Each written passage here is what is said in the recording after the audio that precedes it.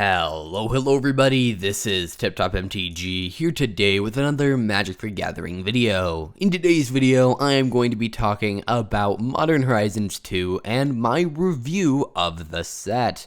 So there's been a little bit of a hiatus in my videos a little bit recently, and I did a channel kind of update covering that last Wednesday, and so if you guys want to learn more about that, check that out. But for the purposes of today's video, I'm going to kind of just talk about Modern Horizons 2, give you my thoughts from a bunch of different perspectives, and then yeah, that's actually pretty much it. So why don't we jump right into this? First off, let's talk about what Modern Horizons 2 is. Modern Horizons 2 is obviously the sequel to Modern Horizons, a modern legal set that kind of skips standard. It's kind of like a standard set that doesn't impact standard, which is, something that was pretty unique and new to modern. A lot of the times, new cards are added to modern simply through standard.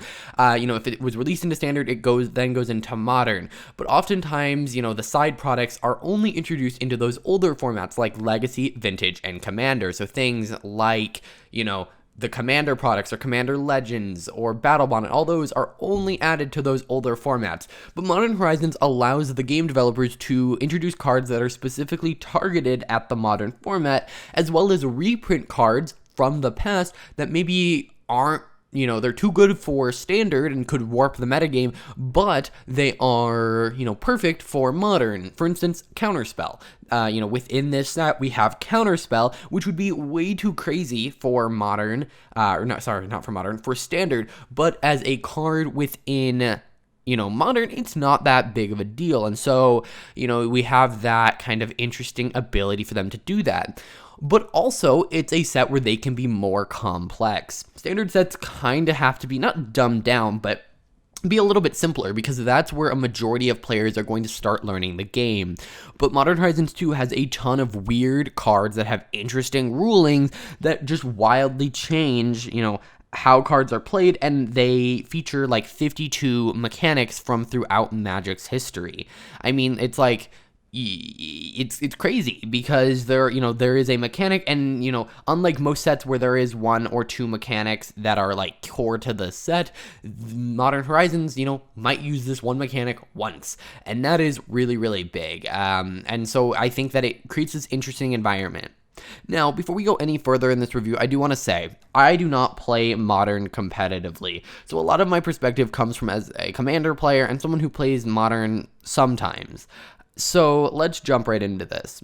From doing the card spoilers, I looked at almost every single card in the set, and a lot of them are fun. Honestly, looking at them, not too many of them seem to be that wildly overpowered or broken. They just seem good, and I think that's really, really awesome. I mean, when we look back at the first Modern Horizons, there were some wildly broken cards, and I think that they did a pretty good job to avoid that. However, there are also some really fun cards. I mean, taking a look at the set, there are things like Urza's Saga, which was one of the first revealed cards from the set, but what it did was such an interesting, it's both a land and a saga, and it has interesting abilities, and obviously it's still a tie to the name of the set. And that kind of leads me into my biggest complaint about the set, which is that it almost feels unsetty. I mean, we have cards that are like, the name is so long they can't have a casting cost. We have, names of sets that are puns. We have all these like various things, and we started to see a shift towards this in Magic the Gathering. I mean, we have seen, Strixhaven be a lot more whimsical, Modern Horizons 2 be a lot more whimsical, which I think is fine, but I also would like to return to a little bit more of a serious tone, but I feel like that's probably likely with the D&D set and Innistrad, so I'm not going to complain too much about that.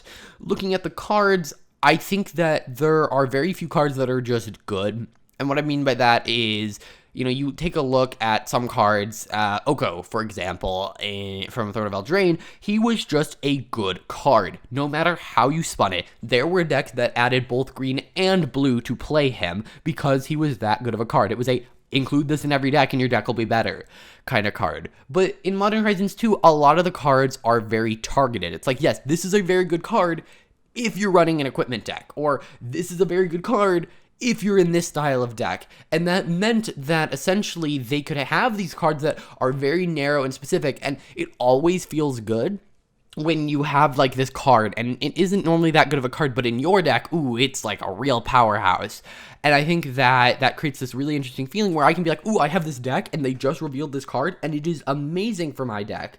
And I think, that creates some interesting kind of things. Now, I do have some problems with some of the power level of the set. For instance, all of the like free casting incarnation creatures, I feel like most of them are too powerful. Anything that can be cast for free is a problem. Or not anything, but can often lead to problems. So I'm not a huge fan of them, especially because blue basically got another free counter spell. We have Ragavan, which was a mythic that just seems wildly pushed, a 2/1 for 1 that ramps you, gives you card draw, and can then be dashed out if you want. But then again, we also have some really interesting designs, like Chatterfang, which is still a really good card, but isn't going to go in every single deck. It's not that amazing, and it's powerful, but it's not as, like, meta-defining as something like Grief might be. And I think that, that's good. I think that these cards that are more narrow are good, and this whole deck is full, or this whole set is full of them. We also have some really interesting, reprints like Imperial Recruiter, Titania, Counterspell, all of these that not only are nicely getting a reprint for those older formats, but are also now being reintroduced, or not reintroduced, but introduced for the first time into Modern. So I overall think that if you look at how the set was designed, if we're just looking at the cards, I would give the set like an A. Like, it's a really, really awesome set full of awesome references, complex cards, very narrow cards with a few exceptions that, are going to boost specific decks but aren't going to be wildly overpowered. But then we have to kind of look at the price. If we compare it to the original Modern Horizons, I remember people complaining that Modern Horizons 1 was expensive, and if I'm not mistaken, you could get boosters for between $7 and $8 a pack. These are now going for between $10 and $15 a pack, and I think that is going to put a lot of people off. I honestly would have bet that they would have stayed at $7 to $8, and then they would have had the collector boosters be like $30 to $40, and that's how they would gain their money is, hey, buy the collector boosters if you want to collect the set, and buy the normal boosters if you want to draft or, do the normal parts of the set, like, draft, just collect normal versions of the cards.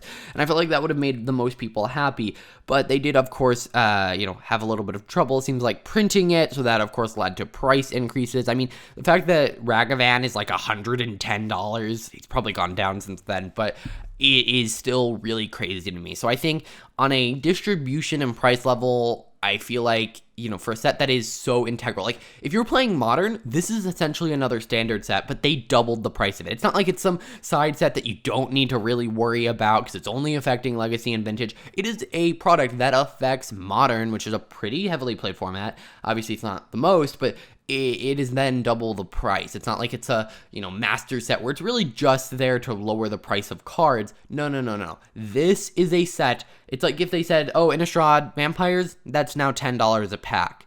Think about how infuriating that would be, because it's such, Innistrad Vampires is a big part of Standard, or at least it will be when it comes out.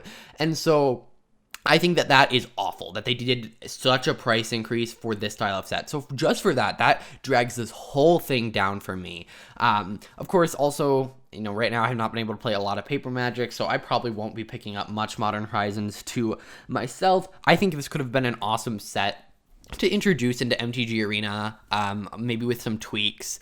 I almost did a video covering this. I'm like, yeah, if you look at the cards, which of these would be too powerful? I'm sure there's a couple, but then again, they just did Mystical Archives, which was insane and included things like Brainstorm and, Mizzix's Mastery and all these crazy, crazy cards. And it didn't, they were just like, oh yeah, we're adding all of them and then banning the ones that are problems. And so I feel like if they would have done that with Modern Horizons 2, it could have been really awesome and could have expanded, the way people could play. You could draft it on Arena for those who probably can't afford to do so with paper cards because, they're like $15 a pack. That's $45 before price support for drafts. That's crazy. But yeah, so that's going to do it for this video. I mean, I guess I should probably give you an overall rating. I would say this is a better set in Magic's, kind of existence. It is interesting, it's fun, but the way they distributed it really brought it down. I feel like if they would have stuck with the original Modern Horizons kind of pricing and all of that in print run, this would have been probably my favorite set of the past couple years. But the fact that they kind of went and butchered it, it really drags this down for me. So I would say this is, probably worse than Strixhaven. I think Strixhaven was a great set. Mystical Archive was amazing. I would say it's probably right above like a Theros Beyond Death for me, because Theros Beyond Death for me was kind of boring in its execution. But yeah, that is kind of sad because I was so hopeful going into this, because you get those really interesting and unique and creative design choices. But then, of course, they had to kind of go and ruin it. So yeah, if you guys enjoyed this video, I will see you guys in the next one. If you enjoyed it, I'll see you in the next one. If you enjoyed this video, hit that like button, subscribe. I will see you guys in the next one. Bye.